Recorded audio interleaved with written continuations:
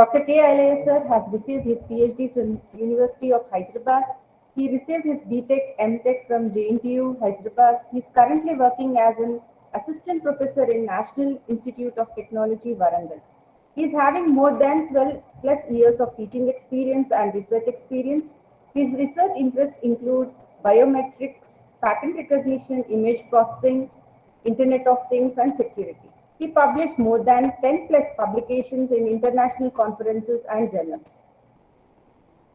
And he's a member from IEEE, ACM, and ISTE. Today, sir will deliver a session on supervised learning, regression models, naive-Bayes theorem, SVM, and kernels. Sir, I think you have joined. Yeah. Thank you, ma'am. Thank you for So please, introducing me. Yeah. Yes. So please take over the session, sir. Yeah. Thank you.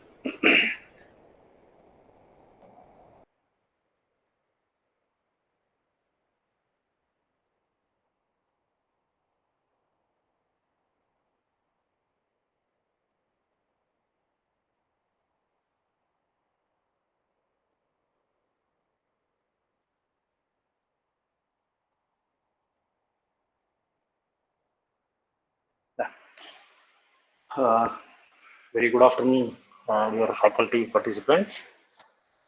I think my voice is audible, right? And my screen is also visible. Yes, sir. Your voice is audible. And my screen is visible, right, ma'am? Yes, sir. Yeah. Yes, sir. You can continue. Yeah. So before moving on to supervised learning, we'll have a brief introduction about what exactly machine learning and what are the types of machine learning. Okay. So the today's agenda is basically like this. So what is machine learning? What are the types? Okay, I'll spend 2-3 minutes on this, and then after that, supervised learning and what are the types of supervised learning? And generally, the supervised learning is two types, that is regression and classification. We'll focus on regression as well as a few classification algorithm. At the end, we'll have a small hands-on session around 15 to 20 minutes. So how to use this Python or scikit-learn package for implementing these machine learning models in real-time applications. Okay? So this is the agenda of today's session. Yeah, basically, what is machine learning actually? So machine learning means it is giving the computers the ability to learn from data. Means actually making the machine learning means the name itself. We can say that making the machines to learn for the new things. Okay, so and act like humans.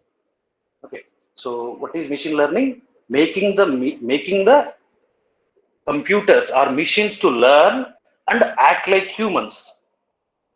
Right? So generally, as a human, what will we can easily identify anything, we can predict anything, right? Means we will have some predictions, but we have to do the machines also think like humans, and has to take the necessary actions like humans. So that is actually machine learning. So making the machines to learn for the new things and act like humans, right? So I'll take small example before moving on to the types. Suppose let's say for a student, here one example is there. The training data provided to the machine work as a supervisor. Okay, before to that, actually, let's say a student in the class, what we'll do actually in the class, we'll explain some problems, right? Suppose take any maths class or C class or EDC class or whatever may be. So we'll explain some concepts to the student, and at the end we'll give some assignment, right? So we are explaining some things to the student means what? We are feeding some information into his mind. Okay, and at the end we are asking him to solve some similar problem, right? So a student actually he doesn't know anything, means in the beginning of the semester or beginning of the class of the particular topic, right? But at the end, if we give some problem to that student, he will be in a position to solve the problems related to that particular topic, right? So exactly the machine learning is same. Okay, so we'll feed some information to the machine, we'll feed some data to the machine, so that it will learn, it will analyze, it will learn, and it will train, and it will take the necessary actions in the future. Okay, so like the student, the examples, they are explaining proper examples, and at the end, let's say at the end of the semester also, we'll have some major exams, right? So what is the meaning of that major exams? So based on his study, based on his training, right, at the end he has to write that exam. So if he pass, then what is the meaning of that? He was properly trained. If he fail, he was not properly trained, right? So here also the machines are trained using some data, and uh, we are making that machines to act like humans. Now coming to types of machine learning, we have three types of machine learning, that is supervised learning, unsupervised learning, and reinforcement learning. Okay, one question I'll ask. So what is the difference between this, they will use some C programs, Java programs, and so that is the programming concept, right? So how exactly machine learning is different from programming? Any answer, please? How exactly machine learning? Because in machine learning also we'll have some models, we have to write some code, but how exactly it is different from this the simple programming methods? See, in simple programming, what we'll do, we'll write a piece of instructions, right? Set of instructions. Suppose C code, addition of two numbers, two integers. So what we'll write, main followed by integer, that variable declaration, right? Int a comma b comma c, and then we'll write. Then what we'll do, some initialization of that a and b, right? A equal to 10, b equal to 20, or we'll use some scanf statement to read the data.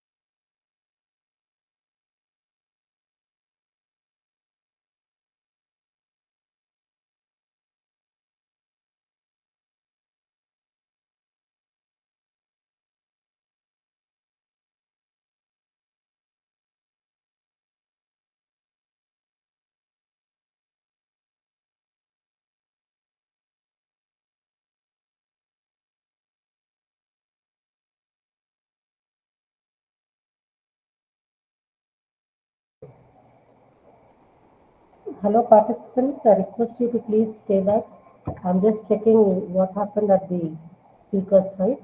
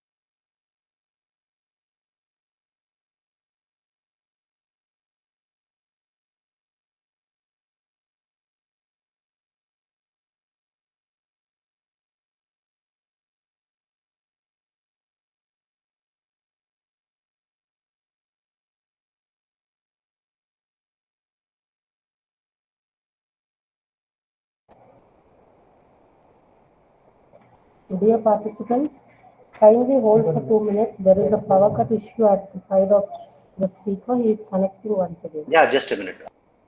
Yes, sir.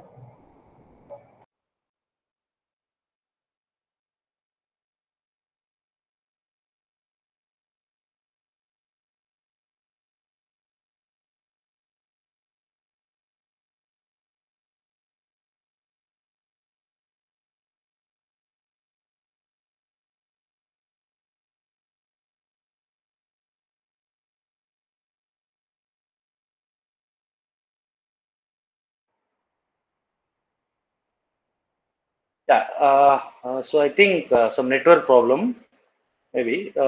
So I'll share the screen.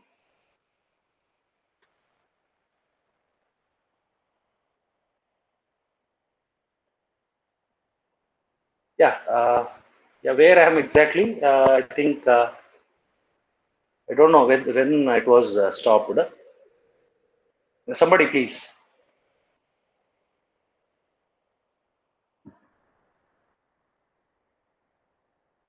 Yeah.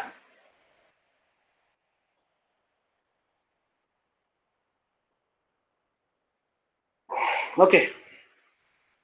Uh, yeah, am I audible now, madam? Yes, sir, you're audible, sir. Yeah, fine. I think I don't know where exactly I left. Anyway, with supervised, we have to feed each and everything to the machine. Like for a kid, how exactly we are explaining the things. Like this is a pen, this is a ball, this is a book, like that. Here also, for the machine, along with the object, we need to say what exactly it is. Okay, so that is supervised learning. So this is similar to our teaching the students in the class. Okay, we'll explain each and everything to the student, so that at the end we'll give some assignment or we'll have some quiz kind of thing, so that we can analyze whether how much, what is his understanding, and how much he trained, right? So the aim of supervised learning algorithm is to find a mapping function to map the input variable with the output variable. So we'll have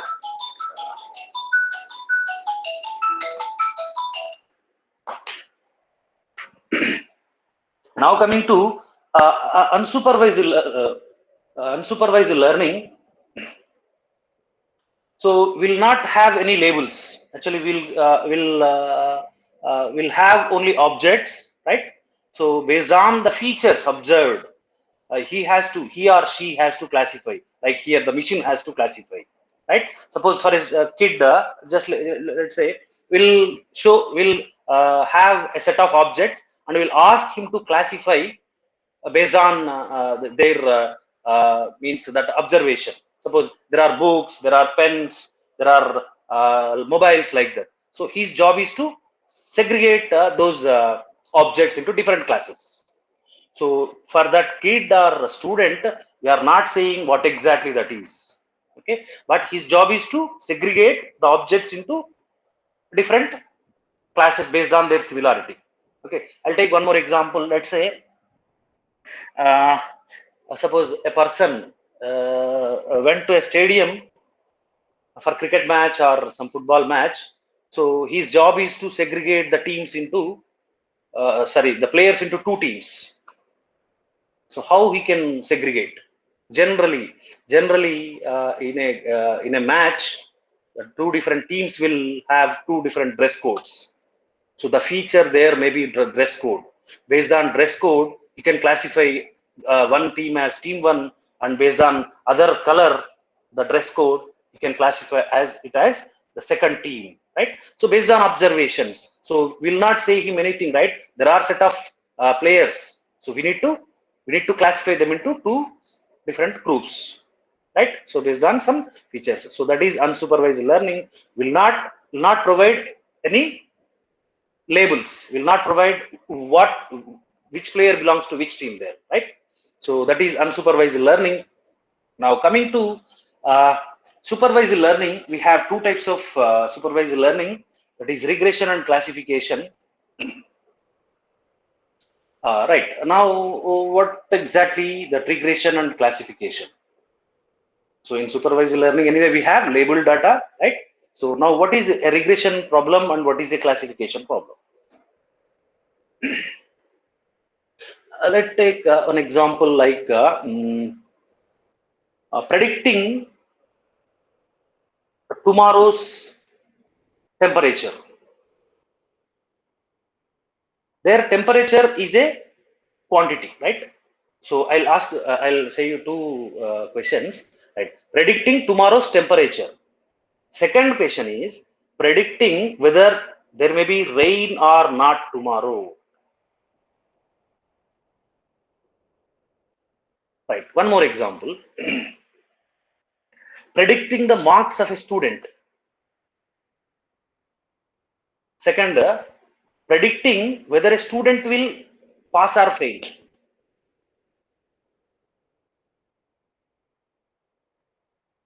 Right. So here, see, the predicting the marks of a student means what is that marks? Predicting the quantity, some value, whether he may get 60 or 70, 30, 40, 20, 100 or 90, 99. A quantity we are predicting the marks of a student. Now coming to whether a student will pass or fail. Or fail. What is that? Yes or no? True or false?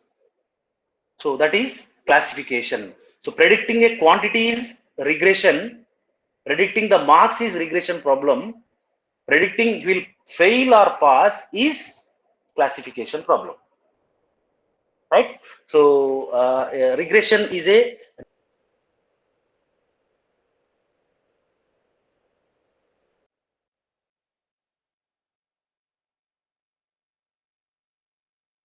so yes or no, true or false. The classification is again two types, that is binary classification and a multi-classification.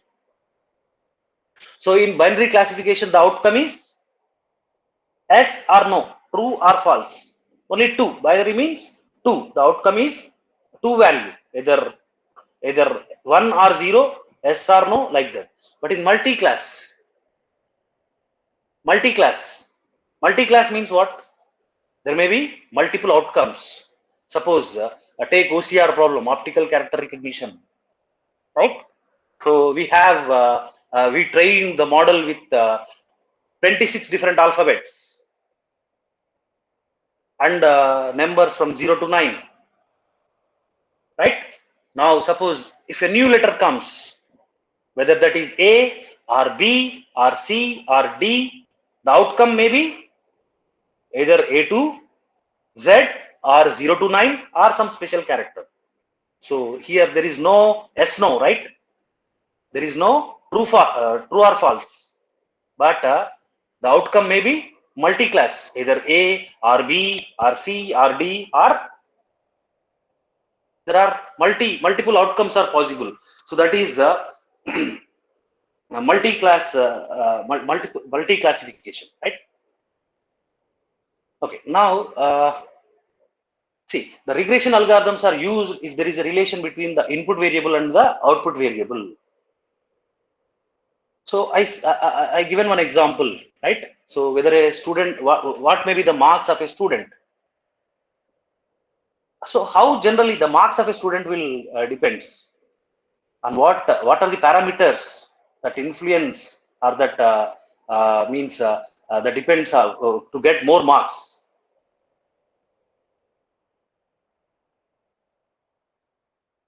Generally his hard work, right? His hard work means if he studied for more hours, he spent more hours on reading and practicing, he'll get more marks. So see, the marks will depends on some parameters. What is the parameter here? Is hard work, number of hours spent on books, right? So here there is a relation between marks and number of hours spent, studied, right? So there is an input variable and output variable. The output is the marks, and the input is the number of hours spent, right? Now here this is actually the regression problem. So there is a relation between input variable and output variable. The input variable here is the number of hours studied, and the output variable is the marks obtained. Or one more example we can take for regression, predicting the salary of an employee. Salary is a quantity there. Predicting the salary of an employee based on predicting the salary means that is the output. Output is the salary. But what may be the input parameters? So generally, the salary will depends on many parameters like our experience, our API score, right? Or that is teaching, research, right? And many other parameters. So here the output variable is the salary and the input variable is the years of experience, right? So generally this regression problem is it is used for the prediction of a continuous value, continuous output, that is a quantity such as weather forecasting, what may be the temperature tomorrow, right? Market trends, etc. So we have different types of regression algorithms, that is linear regression, non-linear regression, right? Uh, so we'll see each and every one in the coming slides. Then coming to classification algorithms, we have the output. Output is here also we need to predict some output, right? That is categorical value, yes or no, or A, B, C, D, E, like that. So multiple, there may be multiple outcomes, right? So the classification algorithms are used when the output variable is categorical. Here the output variable is continuous. In regression, the output variable is continuous value. But in classification, the output variable is categorical, which means there are two classes such as yes, no, male, female, true, false, etc. That is binary classification again, but multi-classification, multiple outcomes are possible. So we have set of machine learning algorithms are there for classification problem, that is logistic regression, KNN classifier, support vector machines, Naive Bayes, random forest, decision trees, some ensemble methods also. A lot of algorithms are there, right? Okay, again coming to this salary example, now tell me how we can convert this regression problem into classification problem here. Salary of an employee. So predicting the salary of an employee is the regression problem. Now that convert that one into classification problem, how we can make it? Predicting whether I'll get increment or not. Predicting whether I'll get promotion or not. Generally, if I get some hike, means if I suppose predicting the salary of an employee next year or this year, that depends on my previous salary. All those things will be there, right? So if there is I mean, suppose if I current salary is 40,000, if I predict my salary as 50,000, then 100% there is an increment, right? So if there is an increment, yes, increment is there. If my salary, I will not get any hike, my salary, the predicted salary again 40,000, then there is no increment, right? So predicting the salary is called regression problem. Predicting whether I will get hike or not, whether I will get promotion or not, that is classification problem, right? Now we have the set of algorithms. So we'll see one by one. First, the regression, sorry, some spelling mistake is there. Analysis, SYS, some typing mistake, right? So again, regression is that there exists a relation between dependent and independent variable, right? So salary based on years of experience, right? So again, regression is of you can see there are different types of regression. That is linear regression, multiple linear regression, and non-linear regression. Okay. So what is linear regression? What is multiple linear regression? And what is non-linear regression? So linear regression and multiple linear regression, these are linear models, and whereas non-linear regression is a non-linear model. So linear and non-linear, what is meant by linear and what is meant by non-linear? Linear means what? If y-axis, the y value is linearly depends on x. That is, as x increases, if y increases, that is linear, or x decreases, y increases, that is linear. Means with the proportion, there will be some proportion between that x and the dependent and independent variables. But in non-linear regression, there exists no linear relationship, right? So sometimes the y value may be decreased, sometimes it is increased with means that is actually called non-linear regression. Now coming to linear and multiple linear regression.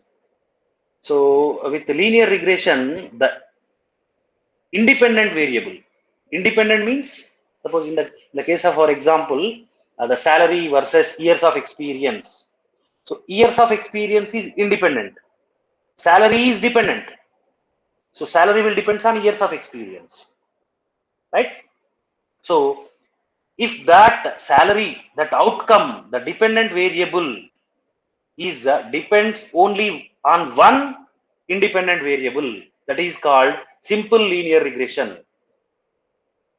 right? A simple linear regression is a model that acts the relation between a dependent variable and an independent variable. So there exists only one independent variable. Okay. Now coming to okay, I'll come back to the slide later. Now coming to multiple linear regression. So the outcome, the output, that is the dependent variable, is depends on more than one independent variable. Suppose in the case of salary, the previous case, in the salary, the independent variable is years of experience, but salary may not depend only on years of experience, based on my current salary also, right? My API score, my feedback. See, the salary will depends on what? Not only on years of experience. Generally, it will depends on feedback. It will depends on my current salary, right? So, let's take here. There are three independent parameters which leads to which leads to the my current salary, right? Which predicts my current salary. Sorry, which predicts my next year salary. Okay, so the salary, the predicting my salary will depends on multiple parameters here. So this is called multiple linear regression.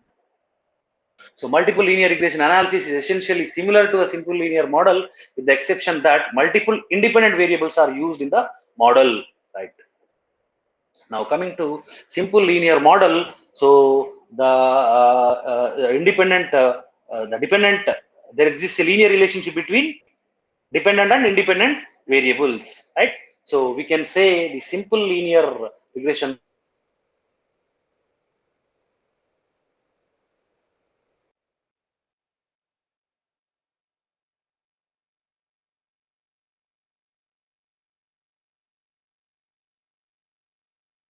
or y equal to mx plus c, that is not similar, that is y equal to mx plus c only.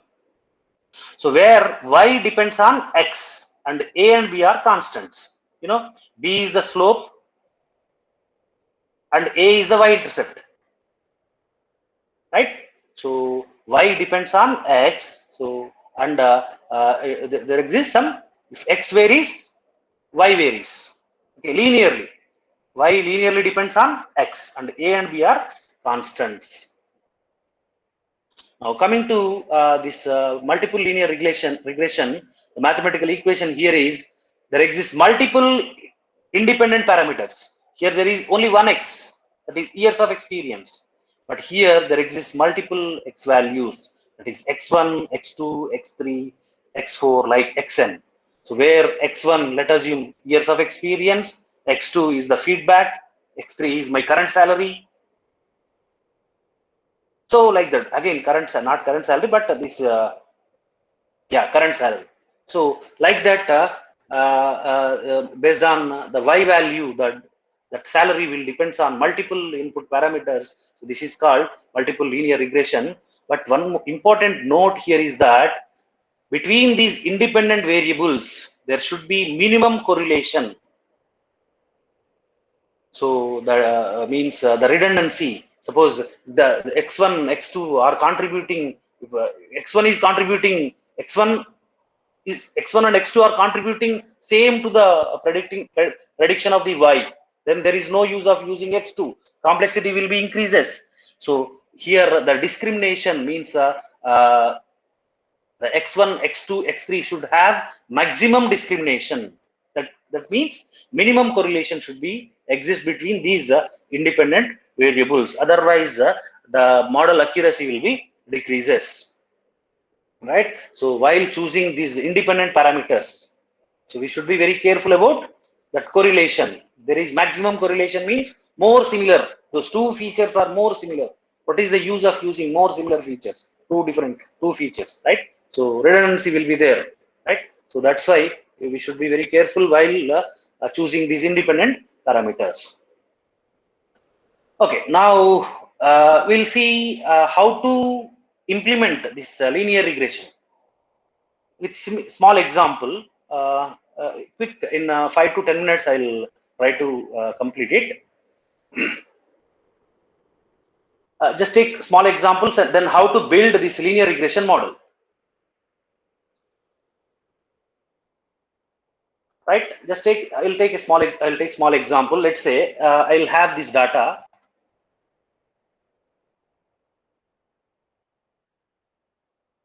Some data with me, like a small table. So some X value. Let's say this is years of experience, and this is salary. Right? Suppose if I have 1 year of experience, let us assume my salary is 30,000, 30K or 3K, let us assume 3K. If a person is having 2 years of experience in our organization, still getting only 2K. Let us assume this is in term, because I'm taking small example, 20,000. A person is having 3 years of experience, still he is getting 20K.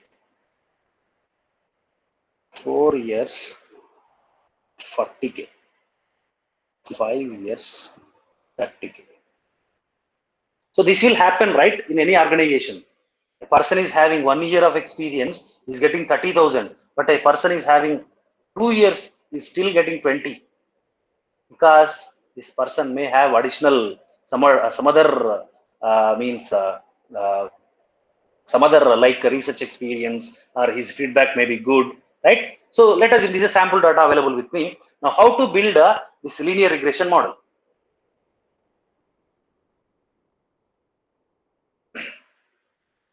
So what I need to do, actually, we need to project this one using some what is this coordinate system. So on this x-axis, this is y-axis. You know, this is 1, 2, 3, 4, 5, and the salary is also 10K. Sorry, 10K, 20K, 30K, 40K, 50K. Right? Now just plot these points. The first step.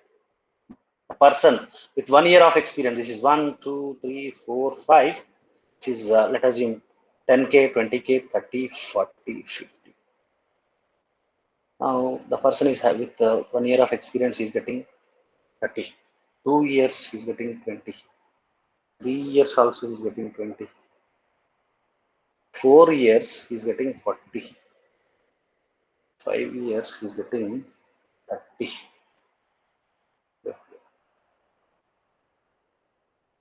Okay, this data is available with our management, or our this data is available with our management. Let in our organization.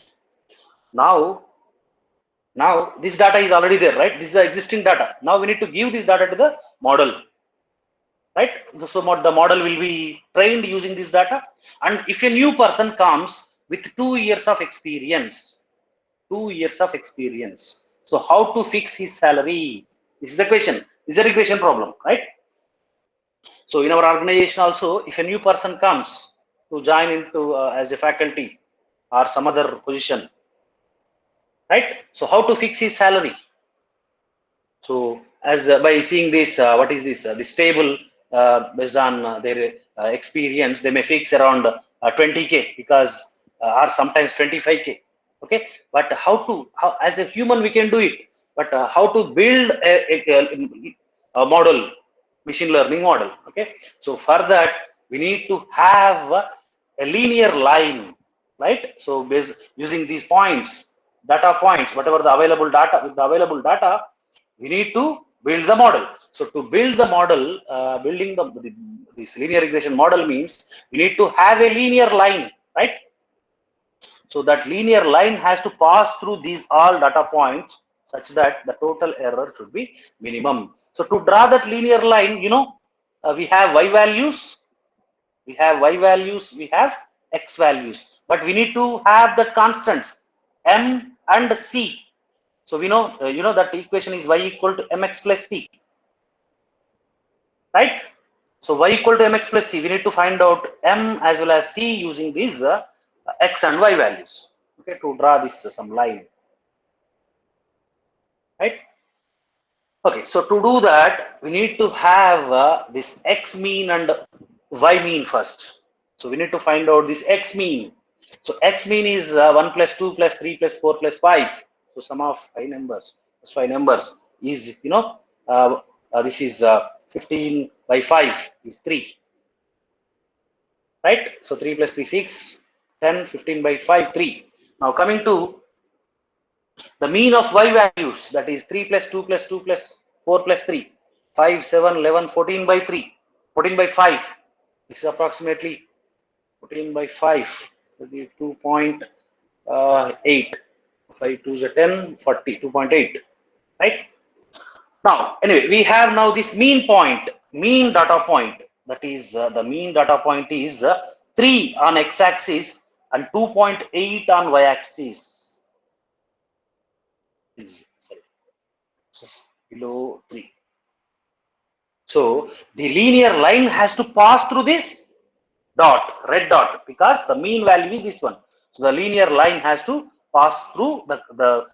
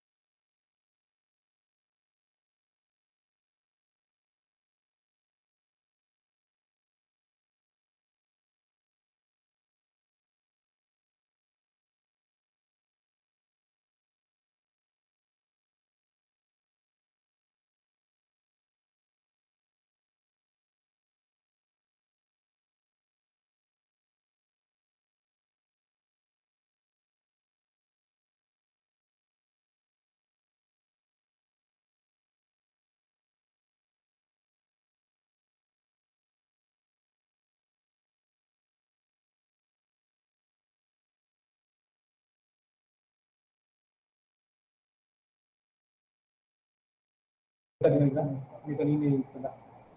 request participants to stay in. There might be some network issues. Please don't leave the meet.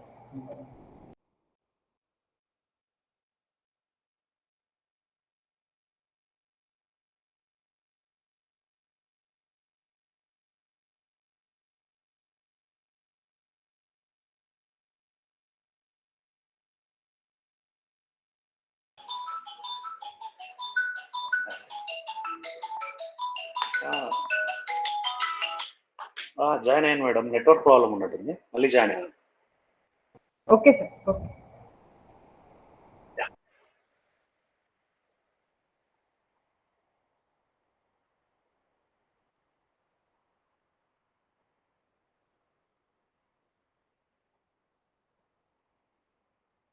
Right. The next step is we need to find out.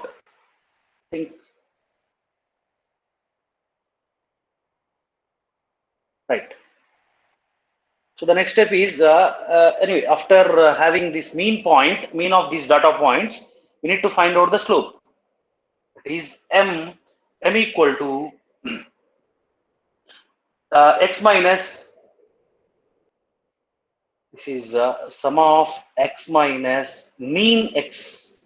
This is mx, mean x. Don't take as the slope. X minus mean x. This is mean x. This is mean y. right? Sum of x minus xi into y minus yi by sum of x minus xi whole square, right? So in the next step, what we need to do? We need to find out this x minus xi. So we need to find out this x minus xi, then y minus yi. Yeah, you can quickly compute it. So you know, mean x is 3, so x is 1, so x minus xi is 1 minus 3, that is minus 2, then 3 minus 2 minus 3, that is minus 1, then 3 minus 3, that is 0, then 4 minus 3, that is 1, then 5 minus 3, that is 2. So likewise, we need to find out y minus yi. So y minus yi means what? Sorry, x minus mx. Mistake. Mean x minus mean y. Mean x minus r x minus mean x. 1 minus. Yeah, is x minus mean x. This is mean x and this is mean y. Okay, like this, y minus mean y. 3 minus mean y is 2.8, that is 0.2. Right? Then 2 minus 2.8, that is minus 0.8. So then 2 minus 2.8, minus 2.8.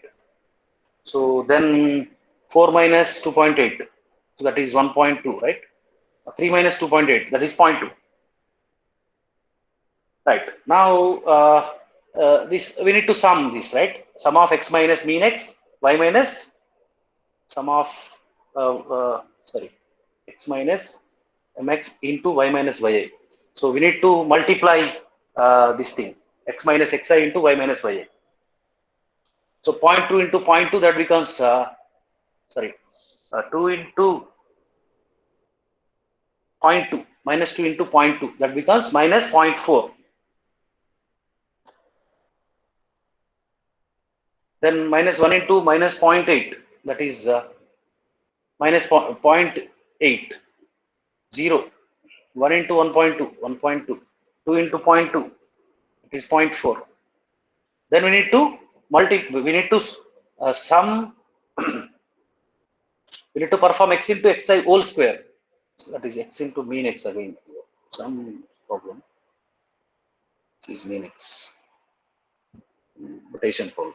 Right. We need to multiply x into, sorry, x minus mx whole square. That is minus 2 into minus 2. That becomes 4. Right? Then minus 1 whole square. 1, 0, 1, 2. Then sum it. Right?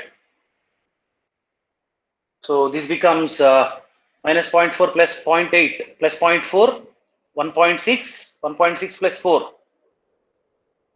Then this becomes 2. That is the numerator part. This is the numerator part, right? This is the denominator part. 4 plus 1, 5, 6. I think some mistake here. Minus 2 whole square, minus 1 whole square, 0 whole square, 1 whole square, 2 whole square is 4. So this is 4 plus 4, 8 plus 2, 10.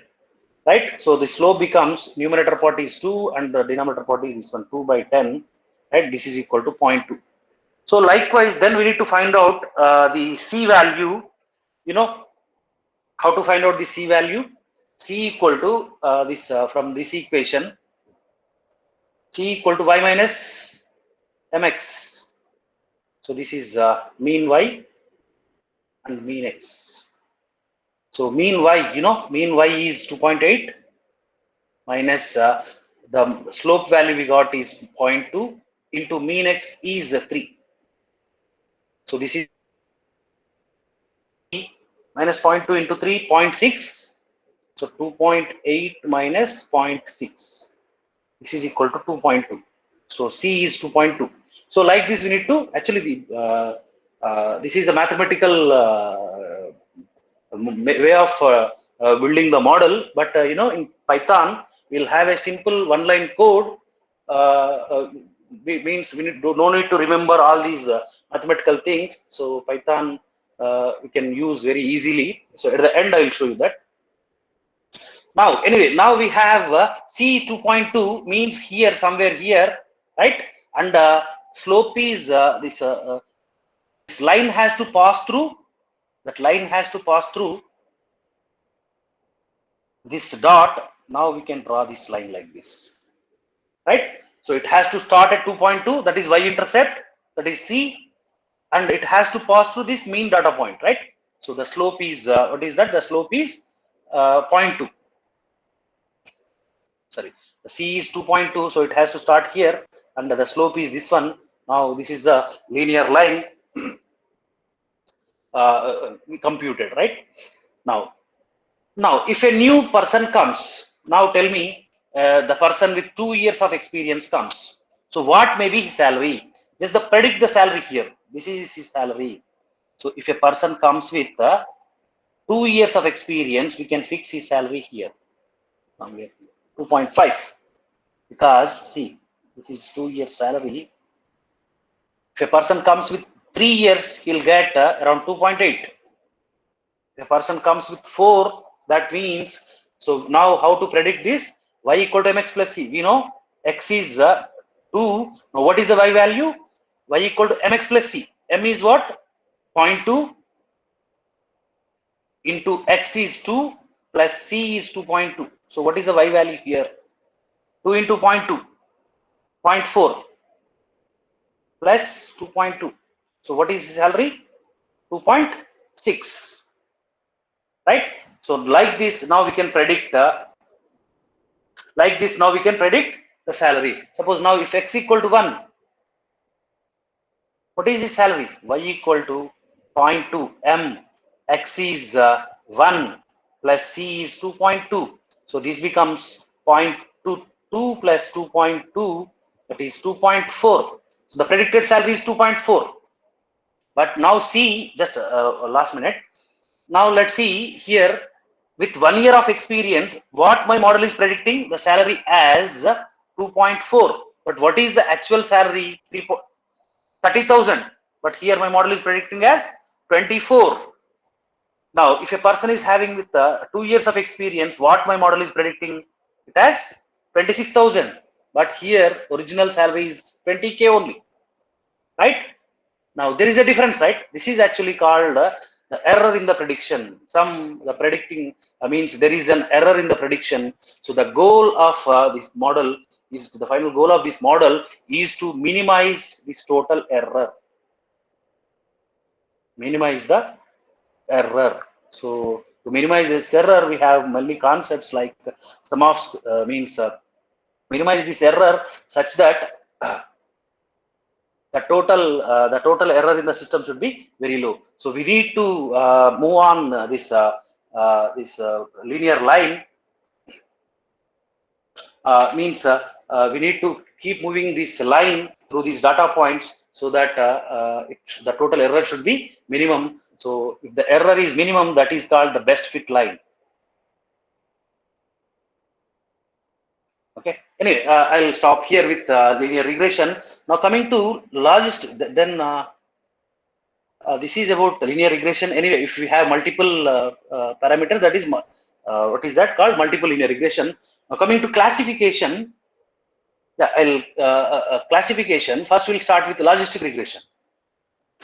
So here also, linear regression is a regression model, right? But logistic regression is a classification model. But both the names are same, right? Linear regression, logistic regression. But why both the names are same? Means in both the names there is a regression. The word regression is there. Why? Because the logistic regression mathematical function will be derived from the linear regression equation, that is y equal to mx plus c. Okay, so the logistic regression mathematical function, okay, that is actually called sigmoid function, that will be derived from the linear regression equation, that is y equal to mx plus c. Okay, but this logistic regression is for classification. So logistic regression is a machine learning algorithm which is used for classification problems. So it is a predictive analysis algorithm that is based on probability, concept of probability. See, what maybe my salary is what? Regression. But whether I'll get promotion or not, what is the probability? Okay, so this is the difference between linear and logistic regression. What may be my marks? Whether I will pass or fail. What may be my marks is regression. Whether I will pass or fail is logistic. Okay, probability. What is the probability of pass or fail? Right? So logistic regression is a linear regression model, but the logistic regression uses a more complex cost function.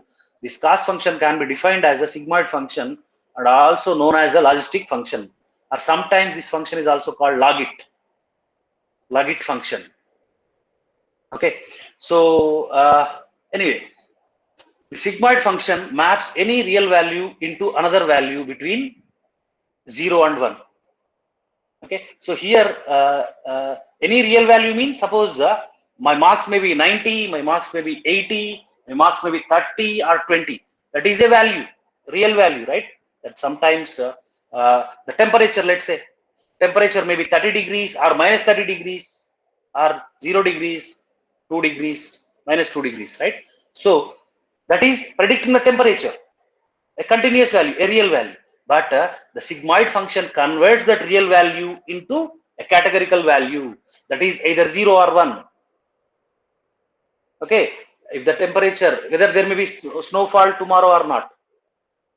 Okay, snowfall generally depends on what? Temperature, right? So if the temperature is very low, that you can predict it as temperature, snowfall may be there, right? So like that, the sigmoid function maps any real value into a categorical value, that is 0 and 1. Okay, so in machine learning we use a sigmoid to map predictions to probabilities. So predicting the predictions to probabilities. Now see this diagram, we can easily see how a linear regression equation can be converted into the sigmoid function. See, logistic regression function using the sigmoid this function. See, y equal to mx plus c. This is the equation of linear regression.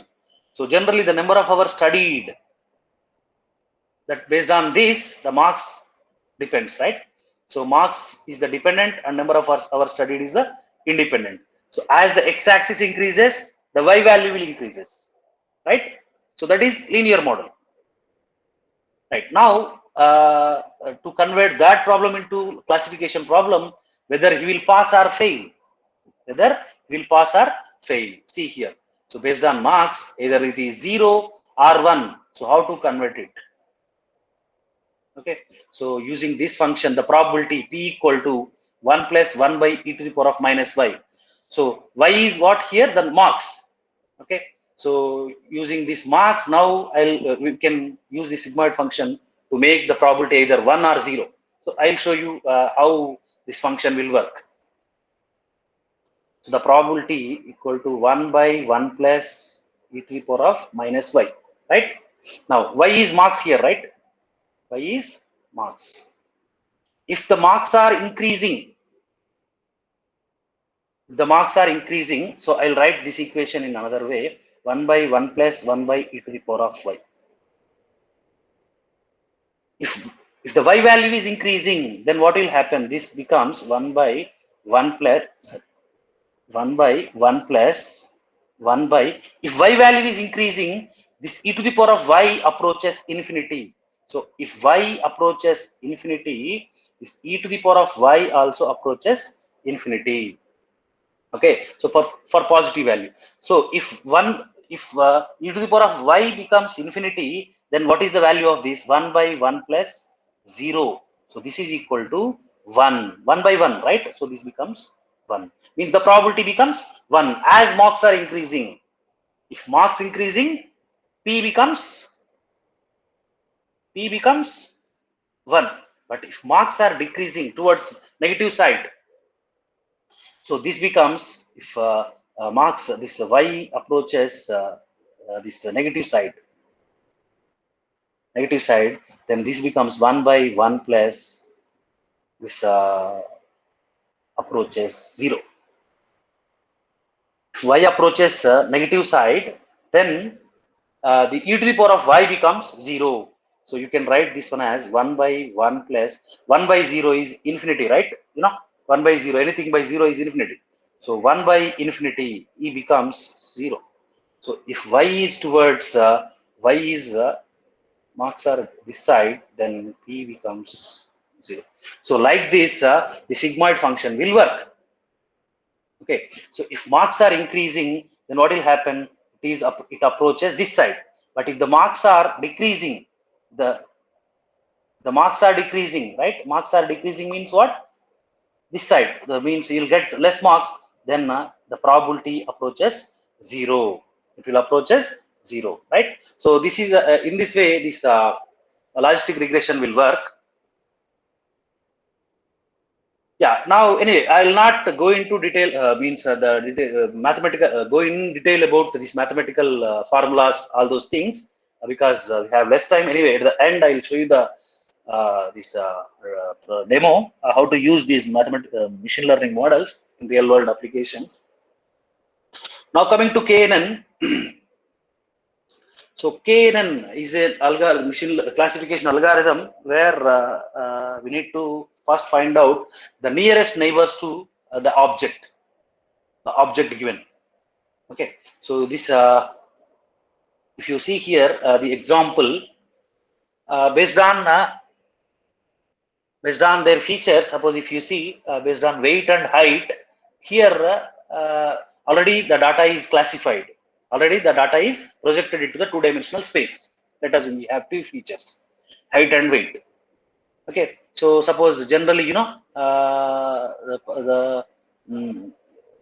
cats will have less weight and less height compared to dogs, right? The dogs will have heavy compared to cats. They will have a large weight, and height is also a little bit more than this cats, right? So based on their height and weight, just like the objects are now classified.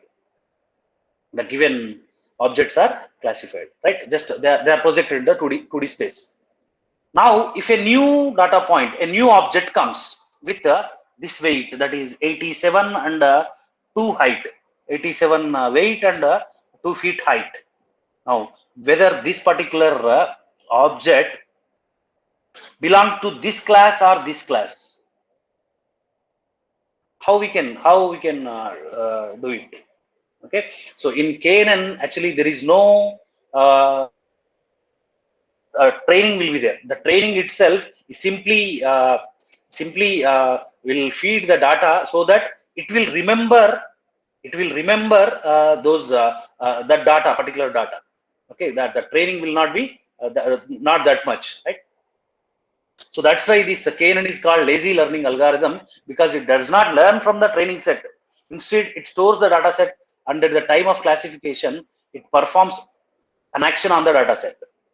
Okay, so a training phase just stores the data set, and when it gets new data, it classifies the data into category that is much similar to the new data. Okay, now see how we can how the KNN will work. These are the steps in KNN. First, we need to select the k neighbors.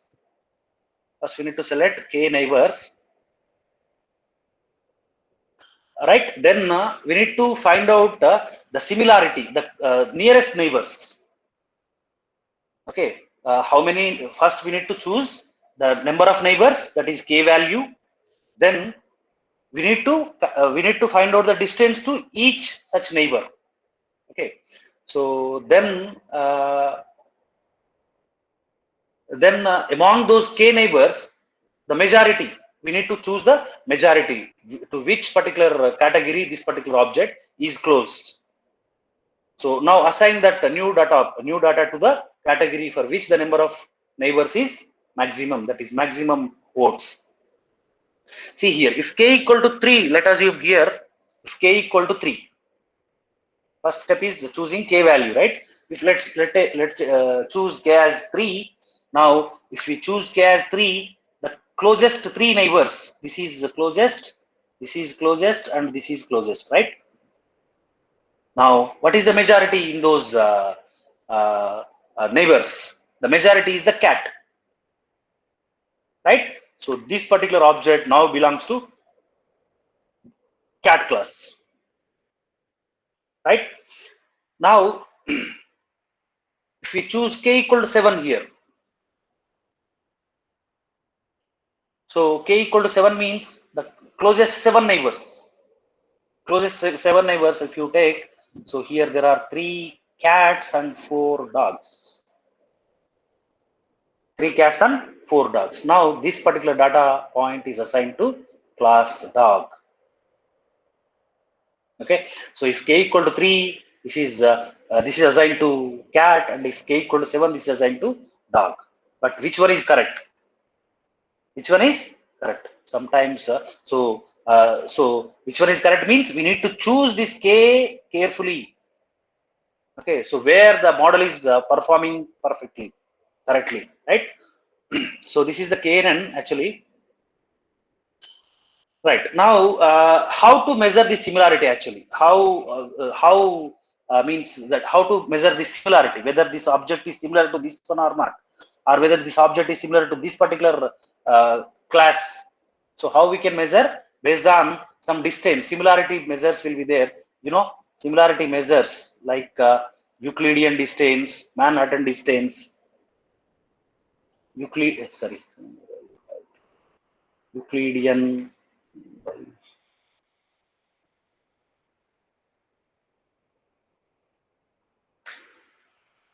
Euclid, Euclidean, Manhattan, or some simple absolute distance, right? So some measures will be there, but in KNN generally we'll use this Euclidean distance. The second point, calculate the Euclidean distance between the test data point and all the training sample points, and take the closest neighbors. Okay, KNN algorithm stores all the available data and classify a new data point based on the similarity. But how similarity will be measured? Using Euclidean distance. KNN is called lazy learning because it will not learn from the training phase. That it will store, it will remember the data set. Right. Okay, right. Now coming to support vector machines. Yeah, before to this, we'll have naive. Then I'll come back to this because we'll have some good example here. Right. Now, naive-Bayes classifier. So this is based on Bayes theorem actually. And again, you know, this is again a classification algorithm. So generally, it will be used in text classification where we'll have high dimensional training data set. Again, it is also a probabilistic classifier, which means it predicts on the basis of probability of an object.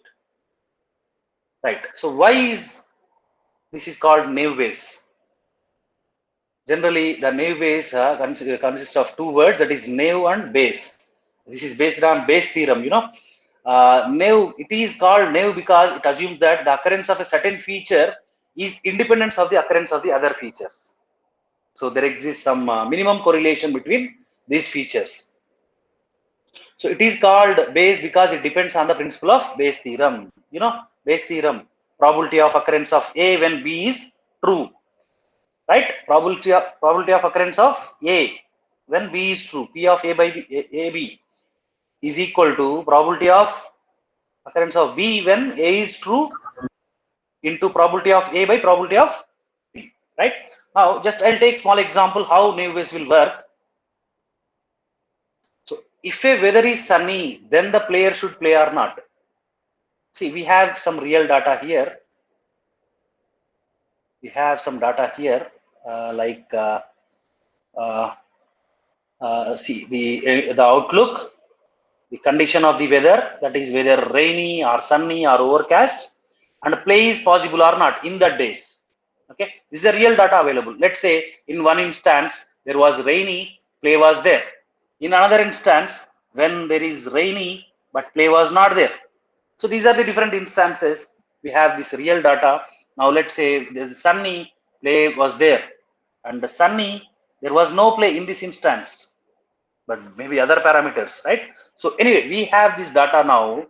Now, using this data, we need to train the classifier and we need to predict whether if the weather is sunny, play is possible or not, whether outcome yes or no. But if you observe the data set in sunny days, here sunny play was there, here sunny there was no play, here sunny play was there, sunny no play, sunny play was there, right? So different instances are there. Now using this data, we need to feed this data to the model and we need to predict, right? Now how this naive Bayes will work? So the solution is here. First we need to convert the given data set into frequency tables. So frequency means the probabilities. So how much frequently yes play was there? What is the frequency of no play? So how many times in the total instances? What is the frequency of sunny days? Right. So that frequency table we need to generate. Then generate the likelihood table by finding the probabilities of the given features. Then use Bayes theorem to calculate the posterior probability. That is whether play was there or not when the day was sunny. Right. So now the frequency table for weather conditions. Now the weather may be either overcast, rainy or sunny, right?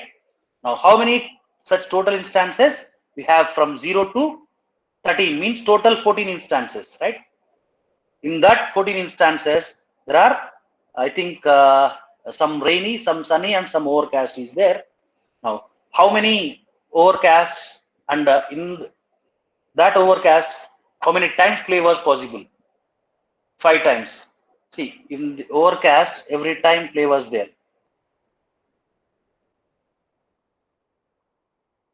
Right? 5 instances are there. Every time SSS. Right? Now, 5 yes and 0 no's. And if there is rainy, in 2 instances play was happen, and 2 instances there was no play. Right? Rainy situation. This is rainy S. Rainy S and again rainy S and rainy no and rainy no. So 2 right? So like this is 2, again this is 2. So sunny also 3 2. So for a total of 5 plus 2 7 plus 3 10 and 2 plus 2 4. This is 5 mistake again. Okay. So out of 14 situations, so 10 in 10 situation play was there, and in 4 situation there was no play. Right?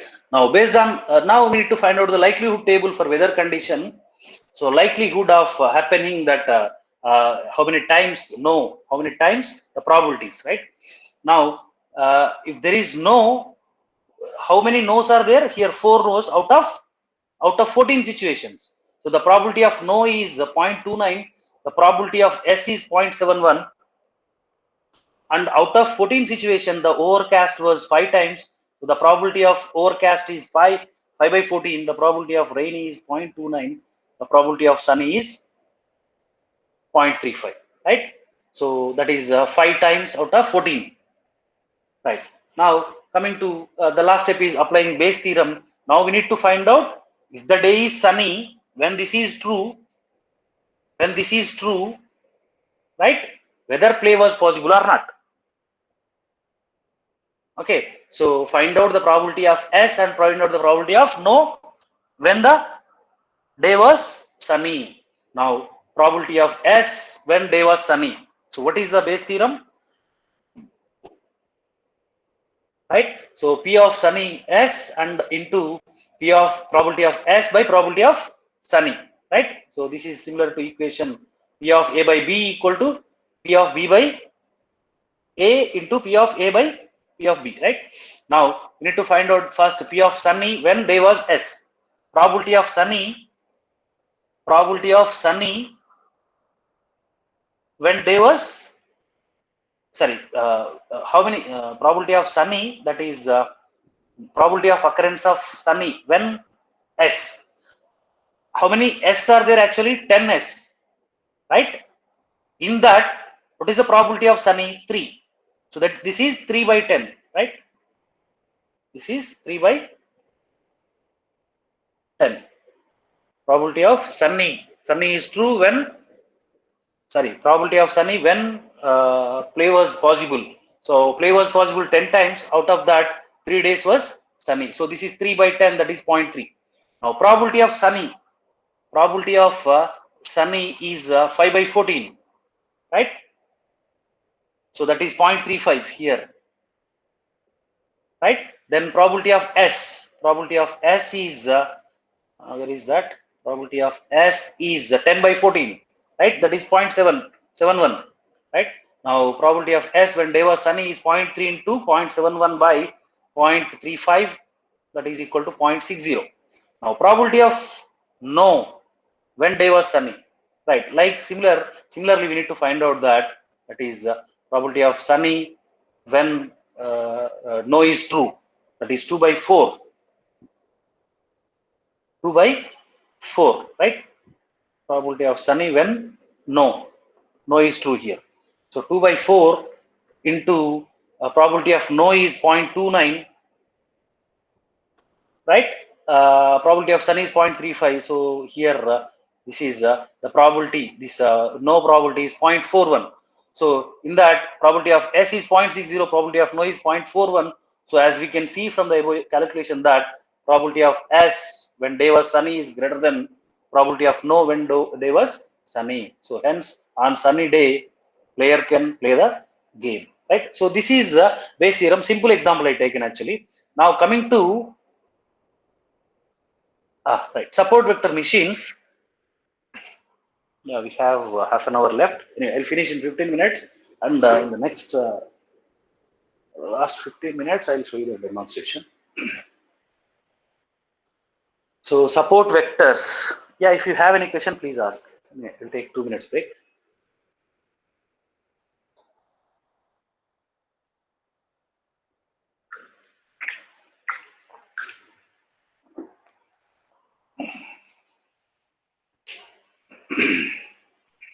Excuse me, sir. Yeah. Sir, just now you have explained naive bias and all, right? Right. Like in the values you were explaining how to do the classifications and all. In case if the inputs are like images and also, how do we exactly perform the classification? So image also, ma'am. Actually, images generally will be represented using the grayscale values, right? With values only, right? Yes. Like, So no, sir. While we were working on the convolution neural networks, we will be doing max pooling operations and all, and then later we'll be going with the classification, right? How exactly we can link those, whatever the parameters that it is calculating in the convolution operation with the classification values, sir? So anyway, at the end, actually, we'll have the numeric values only, ma'am. See, simply, actually, I'll in the demonstration, I'll show you why it will not work with the text. See, I think we have one data set like that. So even though that images or text input is there in pre-processing. Okay. In pre-processing, we need to convert that into numerals. Otherwise, we can't give it to the model. Okay. In some way, you need to convert it. Anyway, for image, it will be represented. Actually, it will be stored as pixels, right? Pixels will have some intensities. Right, sir. Then we can do many operations like this max pooling, or we can apply to some layers, all those things. But at the end, we'll have that numeric values. Okay. So if we have some other thing, we need to convert it in pre-processing. Okay. I'll show you one example, no problem. Okay, sir. Thank you so much. Right. Support vector machine, it is based on a best line or decision boundary. And the main application of the support vector machine is that if the this plane is not linear. See, in the linear regression, we come across that linear model and non-linear model. Sorry, that is different. Sorry. If you cannot, I'll show you at the end what is where we cannot suppose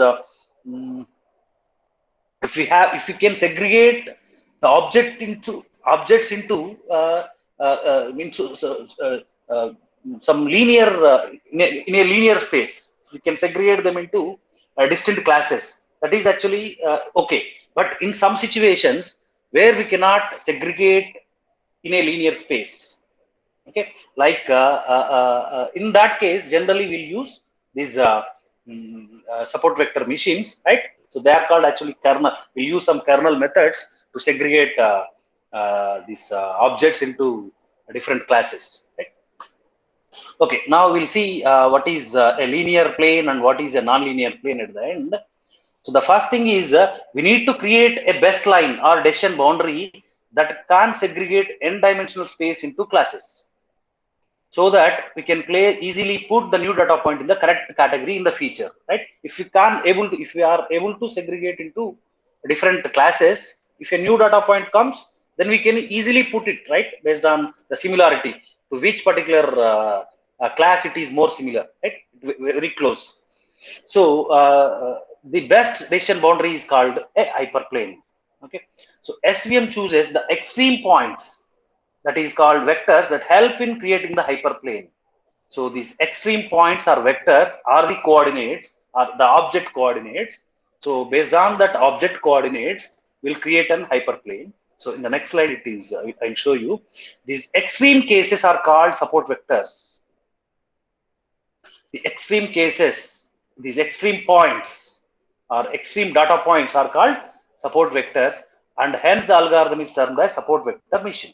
See here, this is an example. Suppose, let's say we have some set of objects with some x coordinate and y coordinate value, that is x value and y value.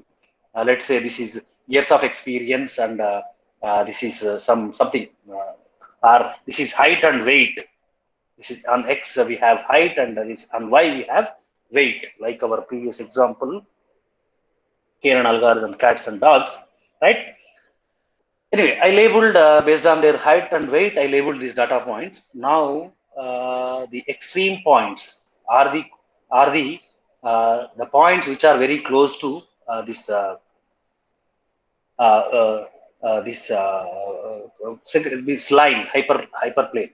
Okay. Suppose if you see, we have a set of data points from this class and this class. From this class, these two are close, and from this class, this is close, right? So these are called support vectors. These are called support vectors. So support vectors are simply the coordinates of individual observation, which are extreme points, which are very close to, this plane, right? Now, how does it work? So SVM classifier is a frontier that best segregate the two classes, that is called using hyperplane or line. So, but there are many scenarios how it will work.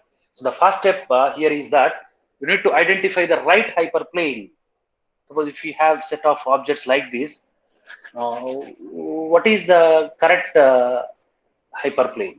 So we have A, we have B, we have C.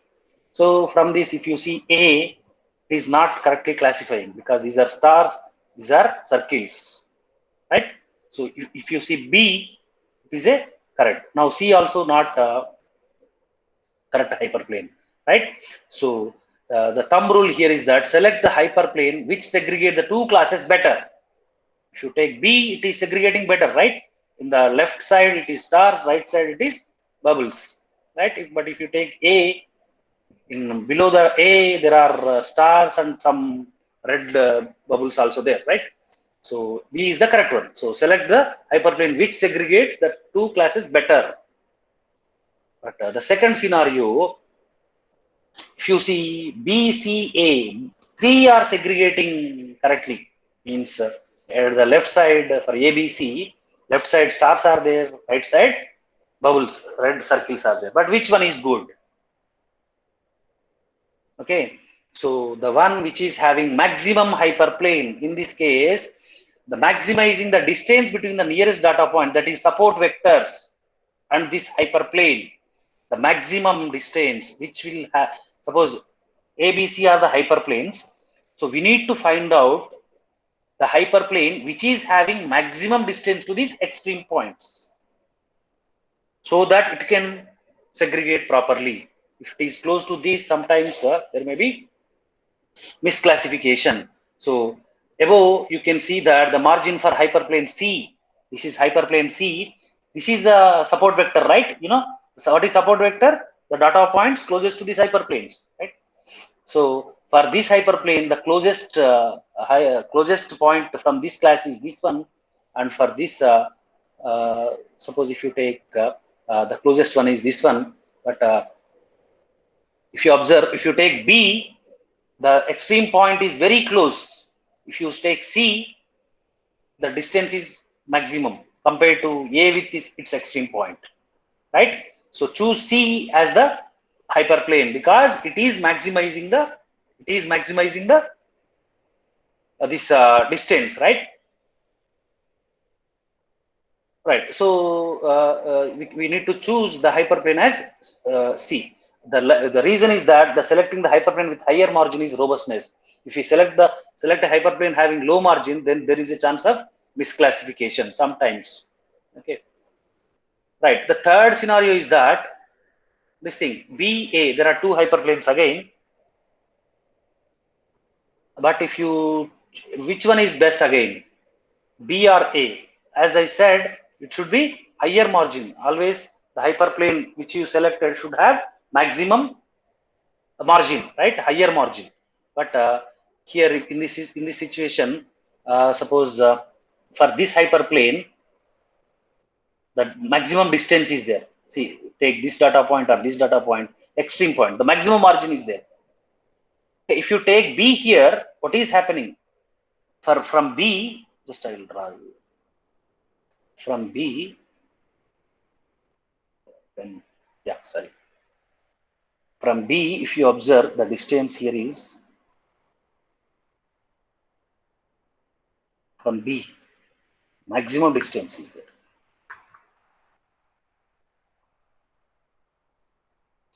Compared to A is very close here. A is very close to this red point, right? But if you choose B, what is happening? There is a misclassification, right? Here you are missing the star. Okay, so some of you may have selected the hyperplane B because it is having higher margin compared to A, but here is a catch. SVM select the hyperplane which classifies the classes accurately prior to maximizing margin. So which classifies the classes accurately prior to maximizing margin. So first important thing is highest class accuracy, right? So so this is also you need to remember, because hyperplane B is having some classification error as A has classified all correctly. So the right hyperplane is A. So now here these are some outliers will also be there. Sometimes how to deal with this. So can we classify into two classes? No, actually, because this is misclassification. So below I am unable to segregate the two classes using a straight line, as one of the stars lie in the territory of the other class as an outlier. So this situation will also be there, but these outliers lead to misclassification, leads to less accuracy.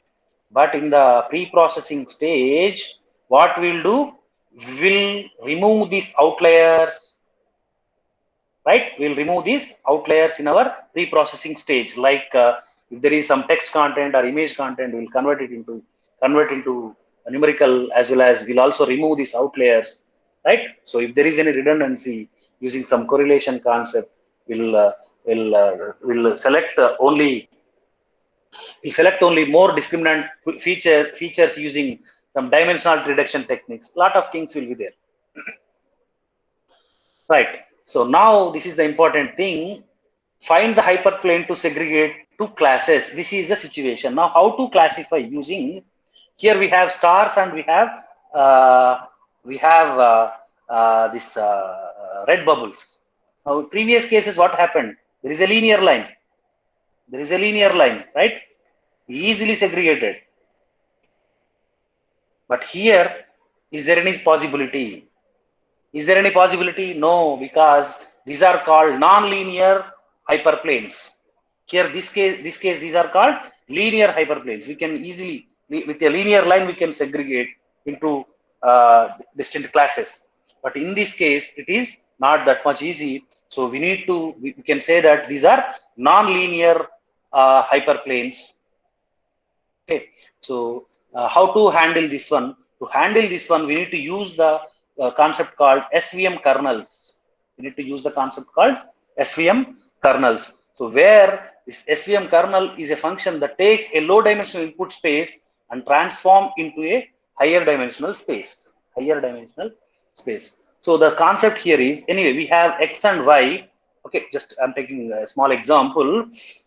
We need to project this one into higher dimensional when there is no possibility of a linear hyperplane. Okay, so using suppose this x comma y now will be projected into z1, suppose into three-dimensional space. This is using some function. This is using some SVM kernel function. Let us use some function into higher dimensional space. Let us assume three-dimensional space z1, z2, z3. Or simply I'm adding one more dimension, that is z here. Along with xy, I'm adding z, x comma y comma z. So where x equal to x, y equal to y, here this x equal to x, y equal to y, but this z equal to x square plus y square.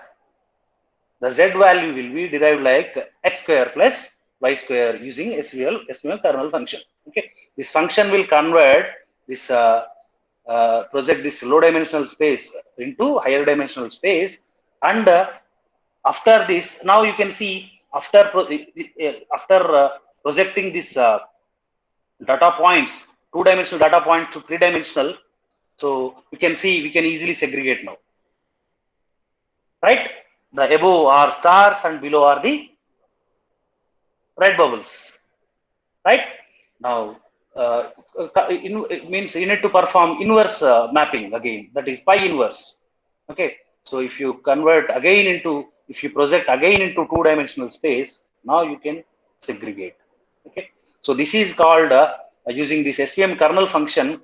If there is a nonlinear, if there is no linear hyperplane is possible, we need to use this SVM kernel function where we can project this low dimensional input space into higher dimensional, again will transform into the lower dimension after segregating.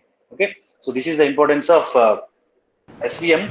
So we have SVM two types, SVM that is kernels and a simple linear SVM. Okay, so this is linear SVM and this is using kernels, non-linear SVM, or we can call it as non-linear SVM. Right. Yeah, anyway, if you have any questions, you can ask. Meanwhile, I'll connect to another my laptop. We have 15 minutes time. So I'll show you some demonstration how to implement using Python.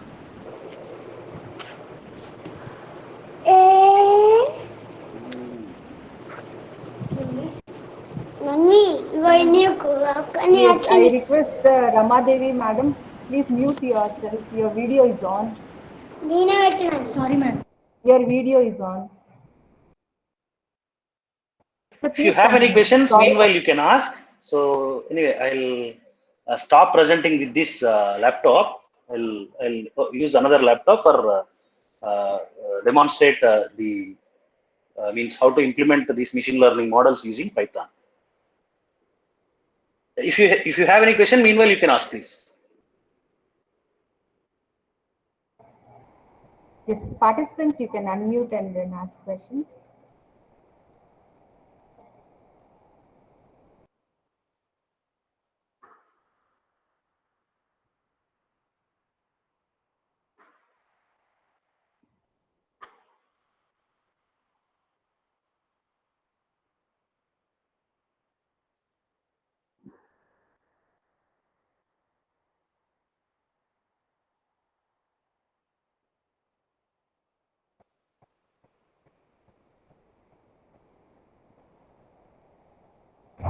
Yes,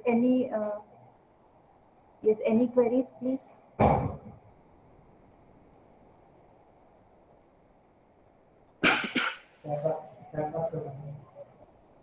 You can post in the chat box. Okay. Sir, there is no query as such, but some participants have posted. You can proceed. Yeah. Okay, I'll see you. Just a minute. Okay, sir. Okay.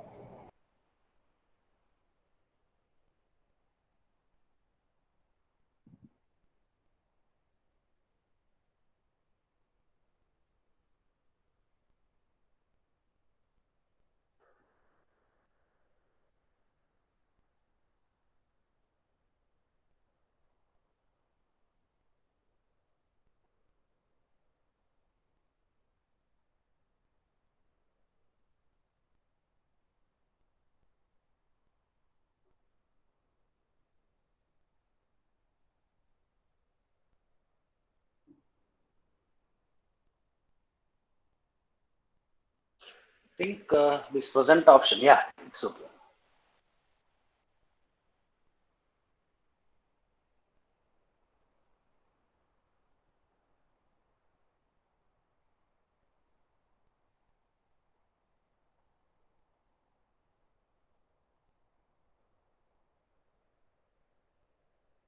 I think the screen is visible now.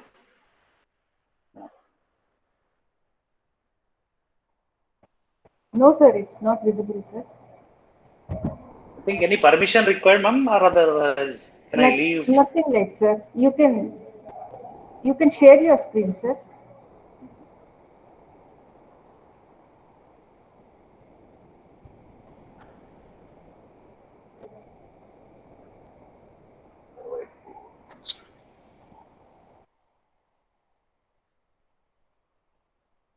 So anyway, I'll leave from this call and I'll join with another.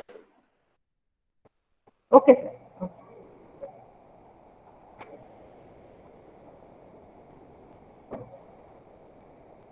Please, all participants, please don't leave the meet. Sir will be back.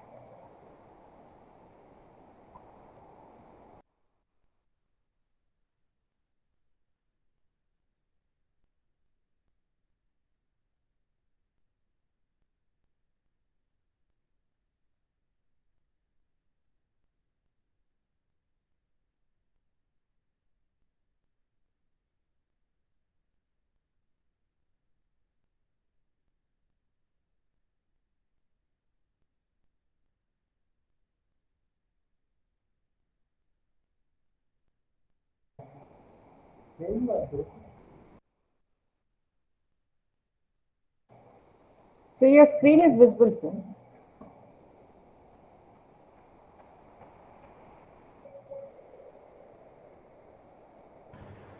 Yeah, am I audible, ma'am?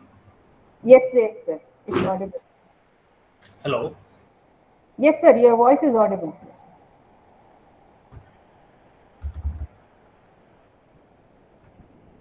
Am I audible? Yes, sir. You are audible, sir. Okay, fine then.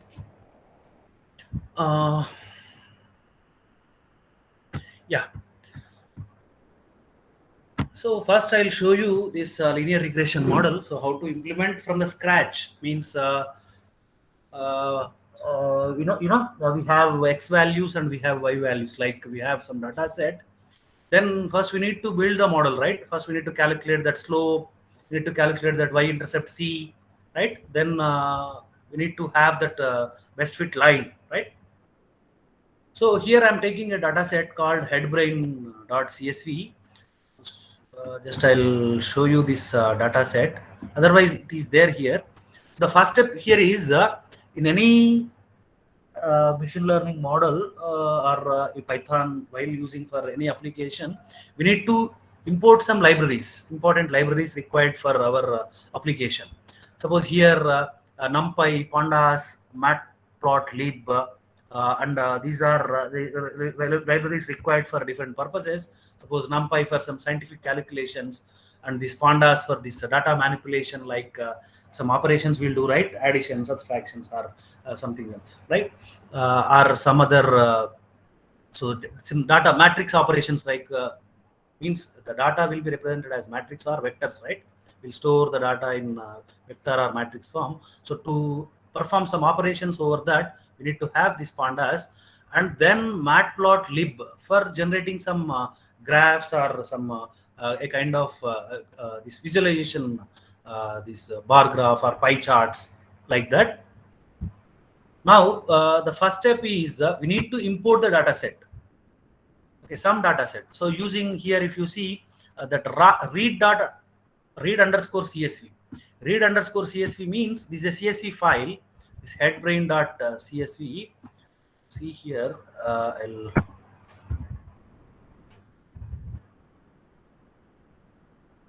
there in my downloads. Right. So the first, this is the data set. I'll finish in 5 minutes, no issue. See, this is the data set we are having. Actually, this data set I downloaded from Kaggle. It will be freely available. You can also use it. In Kaggle, a lot of data sets will be there. See, we have this data set size around 237 records.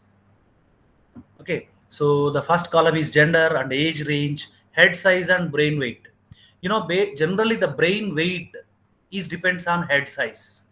So this is a linear relationship, right? As head size increases, brain weight increases. You can see some samples here. Suppose head size is some measurement 4512, brain weight is 1530 grams. The head size is 3738, means the head size decreases, brain weight also decreases. Head size increases, brain weight increases, 1335, right? So anyway, this is the data set we have.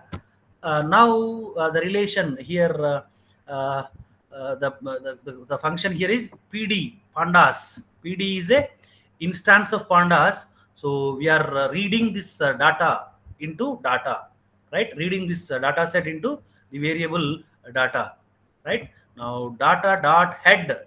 Head means it will fetches the first 5 records of the data set. These first 5 records of the data set. See 1145121530 up to this one, 6th 1141771590. See 41771590, first 5 records. Then we need to have dependent and independent variables, right? Dependent here is brain weight, independent is head size. Generally independent is on x-axis and dependent on y-axis. So x equal to data of this data, this variable consists of our old data set here, right? So in second step, actually this already executed, but if you want, I'll share the code. Right now, this x variable will consist of the independent values, and the y consists of the dependent, that is brain weight, right? Anyway, the next step is, you know, we need to find out mean x and mean y. So while building the model, this is from the scratch I'm trying to show you. So first step is mean x, mean of all x dependent values, independent values, and then mean y. So this is the functions. Then this is the mean of x, this is the mean of y. Print mean x, print mean y.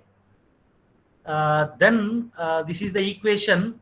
Sorry, this is the block where I'm finding the numerator and denominator for finding the mean. So m equal to sum of x minus mean x into y minus mean y by x minus mean x whole square, sum of x minus x whole square, right here somewhere. So for that, this part, so x minus mean x into y minus mean y. So this is the numerator part. After every step, I'm summing this. For denominator also, this x minus mean x whole square, right? So now we have numerator, denominator. Now m equal to slope equal to numerator by denominator, and c equal to mean y minus c equal to what? Y minus mx, right? So this is the c value. Now after that, using that, this is the mean value, this is the c value. Then I'm normalizing this minimum value and maximum value. So to make it between plus 100 to minus 100. So the next step is just drawing this linear line. So this is a linear line now, whatever we have with the C value 325 and M value 0.2634, right? Then the true values, whatever the data set we have, just I'm plotting those values on that. See, this regression line is passes through all these data points, but whether this is best fit line or not. So how to calculate that? These are the original data points, right? These are the original data points. But suppose in this case, if the head weight is head size is suppose some 5,000 or 4,800, the predicted one is 1550, but the actual one is 1600. Some error is there. The overall goal of this linear regression model is that we should minimize the total error. So we have some whatever the model we build. So we have some measures to find out what is the error. So this is a root mean square error. This is the R square error. Anyway, these are the some. So using the concept using mean square error means what? At every step we need to square. So we need to find out the true value minus the predicted value, and we need to square it. At the end, we need to find out the mean value. Anyway, these values we got. Now using scikit-learn. Sorry.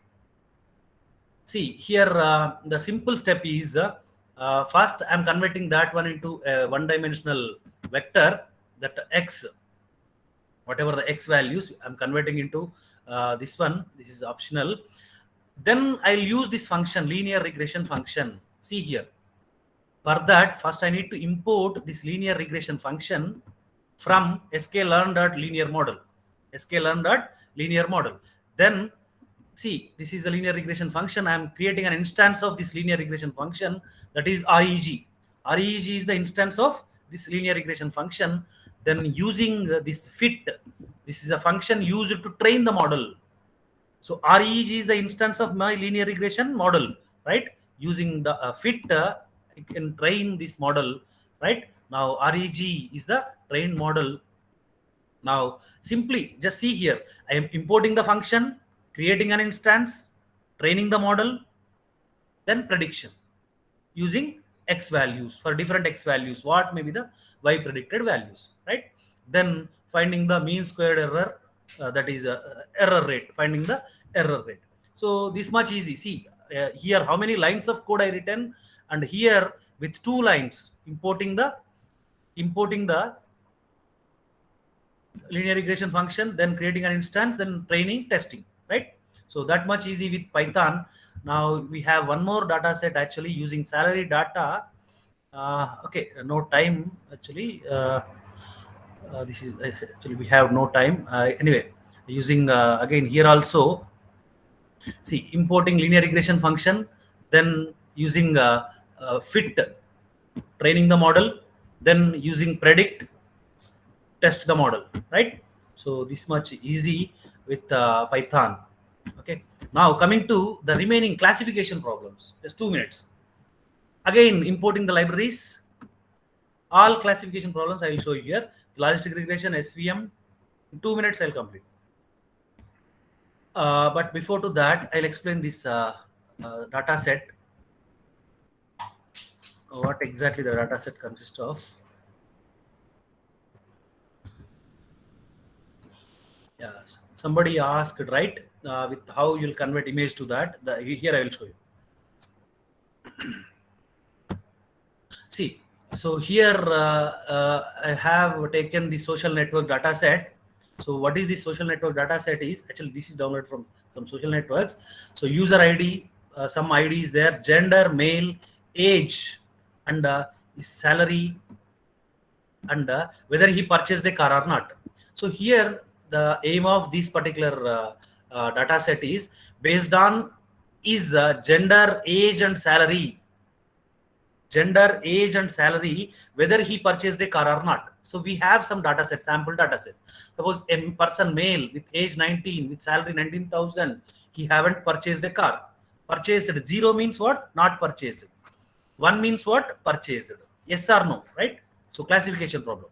Likewise, male with 35, 20,000, not purchased. Likewise, female with 32 years, 1,50,000, she purchased a car, right? So like this, we have a data set of, I think 400 records, right? 401 means the first row is for these column names, right? So 400 records. Now my aim here, the classification problem with the different classification algorithms, based on his salary, whether purchased a car or not. So I'm not considering the other parameters, because again it becomes very complex if I consider more parameters, right? So gender, male or female, right? We can't give directly this one to machine learning model. We need to convert this one into some numerical. Suppose male, female, 1, 2 or 0, 1. Gender maybe other, right? Nowadays, some other that is included. So male, female or others, right? Okay, 0, 1, 2. We need to convert in the pre-processing stage. We need to convert this text data into numerical format before giving to the model. Okay, so this is a step we need to do. But here I'm not considering this gender and age. I'm considering only salary. Based on salary, we need to predict whether purchased or not. Yeah, quickly I'll show you. It's 2 minutes. So the first step is importing the data set, right? The second step is the 2,3 columns, 2,3 age and salary. I'm considering here age and salary. This is second column and third column. So I'm taking as taking on x-axis. These are independent parameters. So based on this, I need to predict whether purchased or not. So dependent is fifth column, right? So sorry, fourth column, 0, 1, 2, 3. This is fourth column, right? So 2, 3 is on x-axis. So x is loaded with the index location of 2,3 columns, all rows and second and third column, the values. And fourth column, all rows, fourth column is loaded into y. This is independent, that is purchased or not. The next step is splitting the data set into 400 records are there, right? So splitting the data set into training and testing. So using sklearn.model selection. So I'm importing this test split function. Simply you can use this function for splitting the data set into training and testing. So which is imported from sklearn again. So now with this function train test split, I'm giving this xy as input, and I'm specifying the test set size as 25%, 0.25 of the total data set. Okay, so out of 400, 100 records will be for test, 300 records for training, right? Now this feature scaling, this is also a pre-processing step, right? So where we'll normalize the data, because if you observe here, the range of the salary here you can see from 19,000 to 1,50,000, but the purchase either 0 or 1, only 2. Again, age, maybe the salary person age maybe below 60, and it may be started at 18 or 19. So 19 to 60 age range, salary range is 19,000 to 1,50,000 or 2 lakhs. But the range, there is a difference, right? So these different parameters are having different ranges. So we need to normalize this. So for that, again, we have a function called standard scaler. So using this standard scaler function, just we normalized this data, right? The next step is importing the logistic regression function, whatever may be the function. Importing the machine learning model, right? Using this sklearn, then creating an instance. See how easy. Calling means importing the function, creating an instance, training the model using fit, then testing using predict, right? So this much simple. Now using, after that you can generate the confusion matrix. I think most of you know what is confusion matrix. This is a measure what we will use to check the performance of test the performance of any model, right? So confusion matrix, true positives, true negatives, false positives, false negative, that matrix will be there. You know, this is true positives versus true negatives. So 65 and 24, this is 89% accuracy is there. So accuracy score also you can, this is again a simple function you can import from sklearn.metrics. So accuracy score here is 0.89. So this much easy. So what exactly we did here? Called logistic regression function, imported logistic regression, created an instance, used a fit function and predict function for prediction, used confusion matrix to test the performance. So now KNN again simple. import KNN classifier from sklearn, then creating an instance. See how simple. Then use dot fit or that fit function for training, then predict for testing. Then use confusion matrix, which is imported from sklearn again. So again, the accuracy is 64 plus 29. This is 93. This particular diagonal one, true positives and true negatives. 64 is true positive, 29 is true negative. This is correct side. This 4 comma 3 is incorrect side. Okay, false positives and false negatives. So the accuracy is 93% here. So likewise, support vector machine. See here, I am using linear model because this is a small example. SVC support vector classifier just imported from sklearn again, created an instance. See, fit for training, predict for testing, then accuracy score 0.9. Naive Bayes, simple. Use here naive Bayes also we have different types. Actually, I haven't discussed that. I'm importing this naive Bayes Gaussian naive Bayes function here. So created an instance of that and used fit function and for training and predict function for testing, then confusion matrix for generating the accuracy score, right? So this much easy with Python. So only thing is no need to remember all those mathematical formulas behind that. But as a computer computer science faculty or student, at least we need to have some basics. But we need to how to use this Python or R, whatever it may be in MATLAB also. You'll have direct functions, right? So this much easy to do some projects also. If you have any questions, please. Actually, I've taken a long time, and I haven't given any time to speak to you. Okay, now it's the time for you. If you have any questions, please ask quickly. Yes, participants, if you have any queries, please. I think it is 4:08. Sir, please share this Jupyter notebook. Actually, there is a link, ma'am. You can directly download it. And one more important thing, if you don't have this Jupyter notebook or Python installed, you can use this Google Colab. A simple method, this Google Colab, just I'll show you, where you can run your complete code. It will work like our Jupyter notebook only. See, Google Colab, collab.research.google Colab. Here you can click on new notebook. Now you can use that code, whatever it may be, you can run here. Right here. Suppose if you take this code, yeah,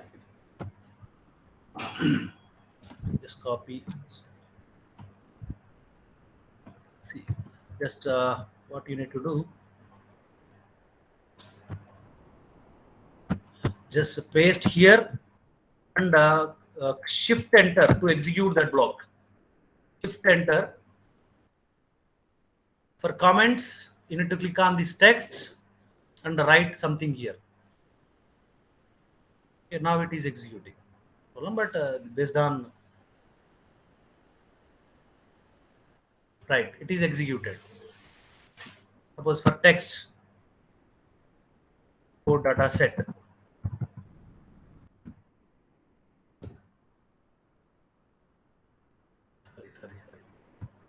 I need to choose it as text. Something like this you can use Google Colab also. Yeah. So I think somebody, sir, you can open Google Colab from browser, right? Or install Anaconda. Not required. Anaconda, these things are not required. Sir, but if, sir, yeah. Sir, actually, I posted it as an answer. There is a participant. Sir, please share this Jupyter notebook link. Yeah, ma'am. I will share that link with you. In a single or 2 clicks, you can install this Jupyter notebook. Okay. Yes, WhatsApp, please do share in the chat box. Yeah. Not now actually. It will take. Okay, sir. You share. I'll share with you. Yes, yeah. Yes. Okay. Yeah. Any other questions, please?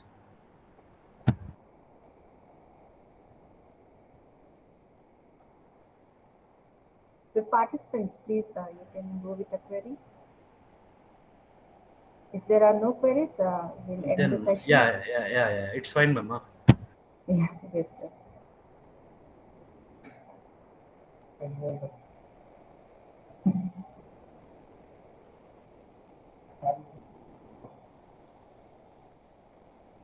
Sir, okay, sir. I think there are no queries from the participants. So thank you very much, sir, for giving